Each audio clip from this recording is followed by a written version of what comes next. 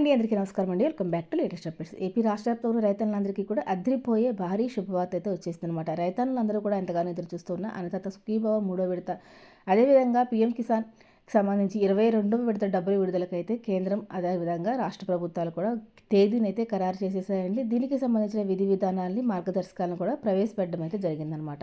మరి ప్రత్యేకంగా అన్నదాత సుఖీభవ పథకానికి సంబంధించి మరి బడ్జెట్లో వ్యవసాయ శాఖ మంత్రి అచ్చెన్నాయుడు గారు 13,722 కోట్ల రూపాయలనైతే అందించడం అయితే జరిగిందనమాట. దీనిపైన పూర్తి సమాచారం వీడియోకి వెళ్ళి డీటెయిల్గా తెలుసుకుందాము. మరి ఈ యొక్క అన్నదాత సుఖీభవ పథకానికి అర్హత సాధించాలి అంటే మరి ఎలాంటి అర్హతలు రైతన్నులకు ఉండాలి, అదేవిధంగా డబ్బులు వెంటనే ఖాతాల్లోకి పడాలంటే ఏ విధమైనటువంటి అప్డేట్స్ చేసుకుని ఉండాలి అన్న పూర్తి సమాచారం ఈ రోజు వీడియోలో డీటెయిల్గా తెలుసుకుందాము. వీడియోని ఎక్కడ స్కిప్ చేయకుండా చూడండి. అదేవిధంగా ఎవరైనా కనుక మన ఛానల్ ఫస్ట్ టైం చూస్తూ ఉంటే తప్పకుండా ఛానల్ని సబ్స్క్రైబ్ చేసుకోండి. వీడియోకి ఒక చిన్న లైక్ చేసి ఈ వీడియోని మీ ఫ్రెండ్స్ అండ్ ఫ్యామిలీ మెంబర్స్కి షేర్ చేయండి. మరి లేట్ చేయకుండా వీడియోకి వెళ్ళిపోదామండి. ఏపీ రాష్ట్ర వ్యాప్తంగా ఉన్నటువంటి రైతులందరికీ కూడా అన్నదాత సుఖీభవ అలాగే పీఎం కిసాన్ పథకాల ద్వారా కేంద్ర మరియు రాష్ట్ర ప్రభుత్వాలు సంవత్సరానికి 20,000 రూపాయలు చొప్పున రైతన్నులకు ఆర్థిక సహాయం అందజేస్తున్నాయండి. మరి ఈ నేపథ్యంలో 2025 సంవత్సరానికి సంబంధించి 3 విడతలకు ఇవ్వాల్సిన డబ్బుల్ని 14,000 రూపాయలు ఆల్రెడీ విడుదల చేయడం అయితే జరిగిందనమాట. ఇక చివరి విడత డబ్బులు అయితే మిగిలి ఉన్నాయన్నమాట. మరి మనకి మార్చి 1 నుంచి కూడా కొత్త ఆర్థిక సంవత్సరం అయితే స్టార్ట్ అవుతుంది. ఈ లోపుగానే రైతన్నుల ఖాతాల్లోకి 2025 సంవత్సరానికి సంబంధించి డబ్బులు అనేవి జమ చేయాలని చెప్పేసి కేంద్ర మరియు రాష్ట్ర ప్రభుత్వాలు నిర్ణయం తీసుకోవడం జరిగిందనమాట. వీరికి సంబంధించినటువంటి అర్హత విధానాలు, అలాగే విధి విధానాలు, ఎలాంటి రైతులకి ఒక డబ్బులు అనేవి వెంటనే పడతాయి, మరి గతంలో డబ్బులు పడని రైతులు ఏం అప్డేట్స్ చేసుకుంటే వారికి కూడా డబ్బులు పడతాయి అన్న దానిపైన కీలక అప్డేట్స్ రిలీజ్ చేయడం అయితే జరిగిందనమాట. మరి మనకి తాజాగా బడ్జెట్లో సమావేశాలు జరగడం అయితే జరిగిందనమాట. క్యాబినెట్ సమావేశాలు అయితే జరిగాయి. రైతును రాజుగా నిలబెట్టాలనే సంకల్పంతో ప్రభుత్వం పనిచేస్తుందని, రాష్ట్ర ఆర్థిక సౌధానికి మూలస్తంభమైన వ్యవసాయ రంగాన్ని పటిష్టతరం చేసేందుకు బడ్జెట్లు కేటాయింపు చేశామని చెప్పేసి వ్యవసాయ శాఖ మంత్రి అచ్చెన్నాయుడు తెలిపారు. 2026-2027 బడ్జెట్లో వ్యవసాయం అనుబంధ శాఖలకు సంబంధించి ఏకంగా 53,752 కోట్ల రూపాయలు ప్రతిపాదించినట్లు ఆయన తెలిపారనమాట. ఆయన శనివారం అసెంబ్లీలో వ్యవసాయ బడ్జెట్ను ప్రవేశపెట్టారండి.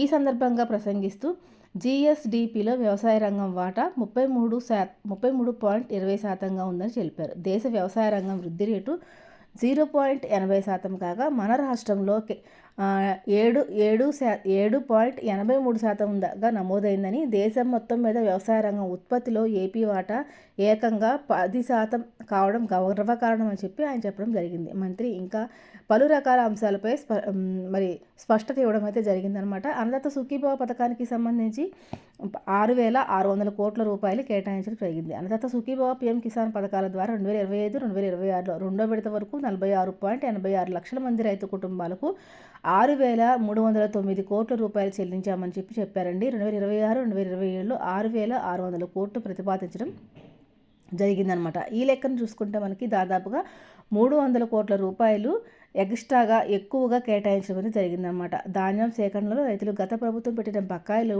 దాదాపుగా 1,674 కోట్ల రూపాయల వరకు చెల్లించామని ఆయన తెలపడం జరిగింది. 2025-2026లో 51 లక్షల టన్నుల ధాన్యం సేకరణ లక్ష్యంతో పనిచేశామని, ఫిబ్రవరి 11 వరకు కూడా రైతన్నులందరికీ కూడా 10,571 కోట్లు రైతుల ఖాతాల్లోకి జమ చేశామని చెప్పేసి ఆయన ఒకసారి గుర్తు చేయడం జరిగిందండి. పంటల కోత కాలంలో తుఫాన్ల నుంచి రక్షించేందుకు కృష్ణా, గోదావరి డెల్టాల్లో ఖరీఫ్ సాగు కాలాన్ని ముందుకు తీసుకొచ్చేందుకు ప్రయత్నిస్తున్నాం. వ్యవసాయ యాంత్రీకరణకు 139 కోట్ల రూపాయలు అయితే ప్రతిపాదించడం కూడా జరిగిందనమాట. విత్తన రాయితీకి 240 కోట్లు, ఎరువులకు బంపర్ స్టాక్ నిర్వహణకు 40 కోట్లు, ఇంటిగ్రేటెడ్ అగ్రి ల్యాబ్ నిర్వహణకు 4 కోట్లు, అదేవిధంగా పంటల బీమా పథకం అమలుకు 250 కోట్లు, వడ్డీ లేని రుణాలు ఇచ్చేందుకు 250 కోట్లు ప్రతిపాదించడం జరిగిందండి క్యాబినెట్లో.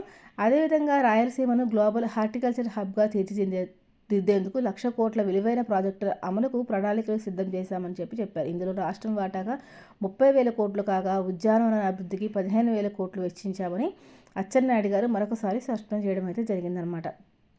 పామాయిల్ తోట పెంపకానికి 204 కోట్ల రూపాయలు కేటాయించామని, పశ్చిమ గోదావరి జిల్లాను కోకో హబ్గా అభివృద్ధి చేసి అక్కడ కోకో సిటీ ఏర్పాటు చేసి చాక్లెట్ పరిశ్రమలు నెలకొల్పేలాగా చర్యలు తీసుకుంటున్నామని చెప్పి గుర్తు చేయడం జరిగింది. కూటమి ప్రభుత్వం వచ్చాక 5.5 లక్షల ఎకరాలను కొత్తగా సూక్ష్మ కేంద్రం పరిధిలోకి తీసుకొచ్చారండి.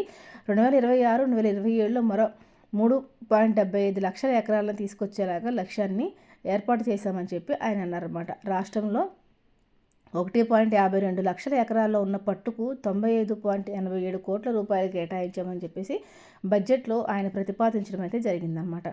మరి ఈ రకంగా చూసుకుంటే రైతన్నులు అన్ని రకాలుగా కూడా ఎలాంటి ఇబ్బందులు పడకుండా వ్యవసాయం చేసుకునే విధంగా మరి రైతన్నులను అన్ని రకాలుగా ఆదుకుంటాము అని చెప్పేసి చెప్పడం అయితే జరిగిందండి. మరి ఏపీ రాష్ట్ర వ్యాప్తంగా ఉన్న రైతన్నులందరికీ కూడా 3 విడతల్లో అన్నదాత సుఖీభావ పథకానికి సంబంధించినటువంటి 20,000 రూపాయలు అయితే ఇవ్వడం అయితే జరిగిందనమాట. ఈ విధంగా చూసుకుంటే వ్యవసాయకి, అదేవిధంగా వ్యవసాయ అనుబంధ సంఘాలకి, వ్యవసాయ అనుబంధ శాఖలకి కొన్ని కేటాయింపులు కూడా గతంలో చేశారండి. అదే వాటిని మరింత పెంచి మళ్ళీ కూడా కేటాయింపులు చేయడం అయితే జరిగిందనమాట. ఈ మేరకు చూసుకుంటే రైతన్నల ఖాతాలకు డబ్బులు జమ చేయడానికి సిద్ధంగా ఉన్నాయన్నమాట. కాబట్టి ఖచ్చితంగా ప్రతి రైతు కూడా ఏం చేయాలంటే, మీరు ఆధార్ కార్డుకి కేవైసీ, రేషన్ కార్డుకి కేవైసీ, దీంతో పాటుగా మరి మీ యొక్క బ్యాంక్ ఖాతా అనేది యాక్టివ్లో ఉందో లేదో చూసుకుని బ్యాంక్ ఖాతాకి ఎన్పిసిఐ లింకింగ్ కూడా చేసుకుని సిద్ధంగా ఉండాలన్నమాట.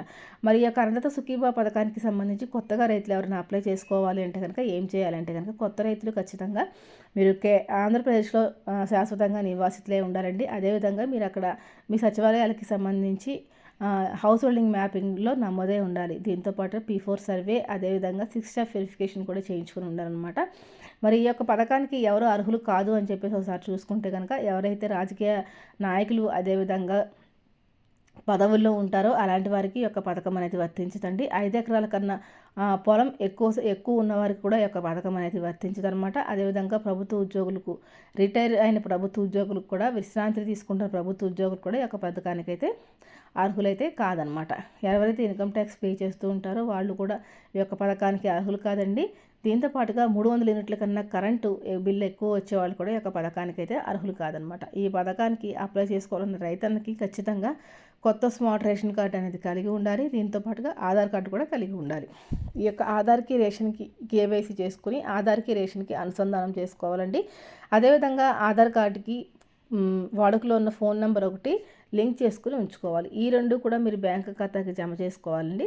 అదేవిధంగా కొత్తగా పట్టాదారు పాస్బుక్ పొందిన రైతులు ఏం చేయాలంటే, మీరు మీ గ్రామాల్లో ఉన్న రైతు భరోసా కేంద్రాల వద్దకు వెళ్ళి ఆధార్ కార్డు, రేషన్ కార్డు, అదేవిధంగా పట్టాదారు పాస్బుక్, మీ యొక్క పొలానికి సంబంధించినటువంటి సర్వే నెంబర్లు అన్నీ కూడా చక్కగా ఉన్నాయా లేదా అని చెప్పేసి ఒకసారి చెక్ చేసుకోవాలి. దీంతో పాటుగా మీ యొక్క బ్యాంక్ ఖాతా, ఇవన్నీ కూడా తీసుకుని వెళ్ళి మీరు అప్లై చేసుకోవాల్సి ఉంటుందన్నమాట. చాలామంది రైతులకి ఈ యొక్క వెబ్ ల్యాండింగ్ డేటాలో సరిగా నమోదు కాకపోవడం వల్ల, తప్పుగా నమోదు కావడం వల్ల చాలామందికి ఈ యొక్క అన్నదాత సుఖీభావ మొదటి విడత, రెండో విడత డబ్బులు పడని రైతులు కూడా ఉన్నారండి. అలాంటి రైతులందరూ కూడా సవరణలు చేసుకోవాలని చెప్పి వెంటనే వారికి సవరణలు చేయాలని చెప్పేసి అధికారులకి ప్రభుత్వం ఆదేశాలు కూడా జారీ చేయడం అయితే జరిగిందనమాట.